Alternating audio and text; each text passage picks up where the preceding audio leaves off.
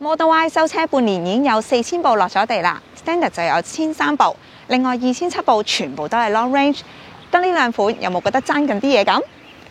就係我後面呢部 Performance 啦。咁訂咗車嘅朋友應該都等咗好耐，而且因為疫情可能要再等耐啲。咁今日就我同大家睇下先啦。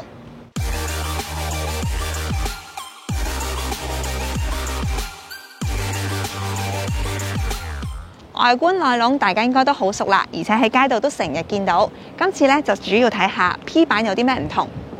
外面先，佢就係用21寸鈴，個款呢就係同 Model 3嘅 Performance 一樣，不過就係頭尾鈴。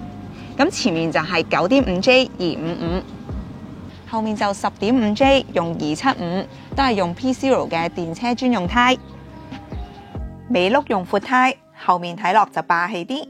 同 Model 3 Performance 一樣，都有車主話呢個尺寸配搭，胎肚好似斜咗少少。出入停車場或者街邊泊車就要小心啲啦。另外個懸掛都撈低咗，同 Long Range 比好明顯係低啲，望落去都幾順眼。紅色 Performance 嘅 brake 隻鉗都係由 Brembo 代工。Model 3 P 版前面隻鉗同另外兩個版本好易睇到唔一樣，但係呢 Model Y P 版細心啲睇又唔覺有啲咩分別喎。有研究嘅朋友可以喺留言分享下，究竟隻卡鉗除咗顏色同埋塊皮唔同，仲有冇其他分別？隻碟 size 就同 Standard Long Range 一樣，頭355，後面335，不過 P 版就後2mm，仲有尾翼啦，同埋 Dual Motor 紅線章，幾樣嘢加埋多咗好多運動氣息，加上個高度又 OK， 咁啊比起 Standard 同埋 Long Range 又真係 sporty 啲嘅。咁入邊咧都有啲唔同，腳踏咧就係鋁合金，原廠嘅鋁合金腳踏同上網買嗰啲質感有啲唔同，細心啲睇就會分得出。極速由217加到250 ，P 版大致上多咗呢啲嘢啦。跟住不如睇下啲新嘢啊，呢啲就唔係 P 版先有。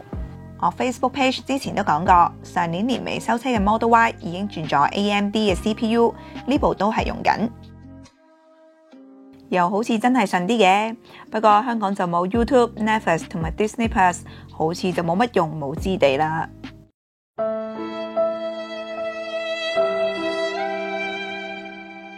都有報道話呢隻 CPU 食電啲，不過都冇乜所謂嘅，續航都係少20零公里啫。聽講呢批車中控2個 USB 咧都係冇 data， 咁我就拎隻載咗歌嘅 USB 嚟試下先。首先呢，梗係做翻個 control test。插起手飾箱肯定有 data 嘅 USB， 冇問題嘅話，個 mon 會多咗個 USB icon 出嚟。頭先咧試咗手飾箱嗰個咧就係 work 嘅，咁而家試埋中控呢個，咁我就帶咗 Jova 呢個盒過嚟。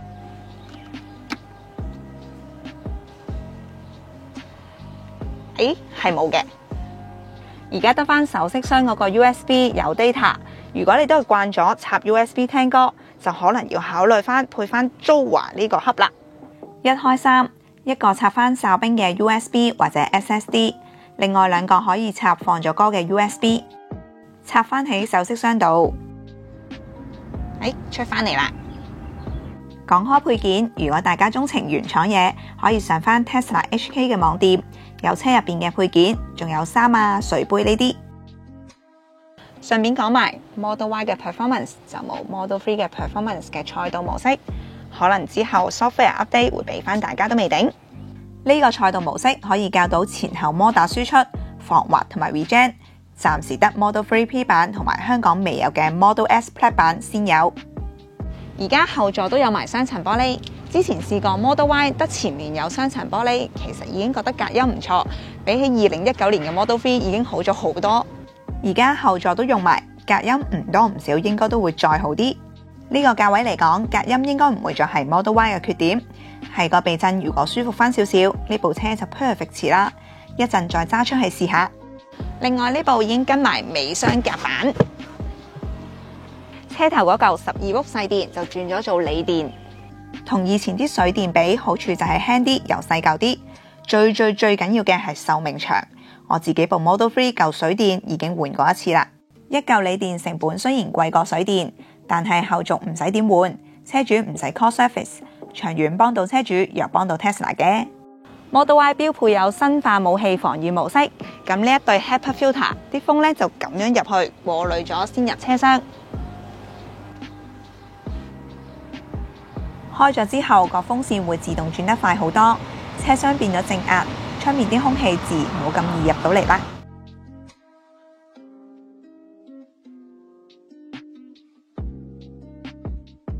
最後講下舊電。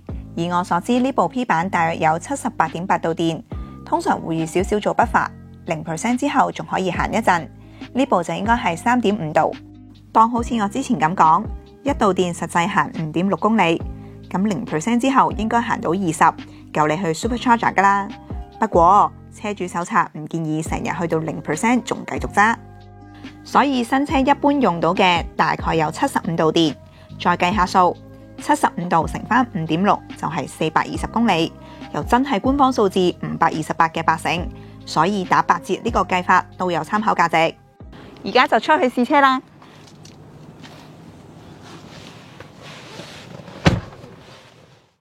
加速先啦，0至100 3.7秒。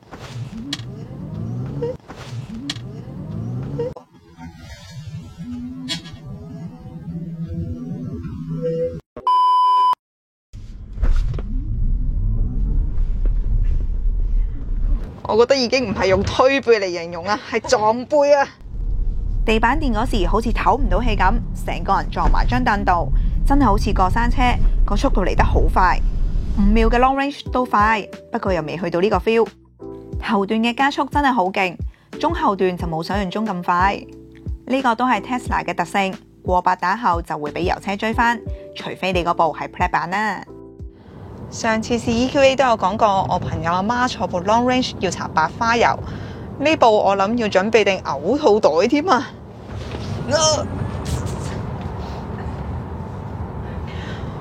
！Full power 加速嗰時就好似將時間扭曲咗咁，成個人撞埋個椅背度，個速度真係嚟得好快。因為真係好簡單，又唔使好似油車咁拖低2個波先，摩打一踩就俾到你。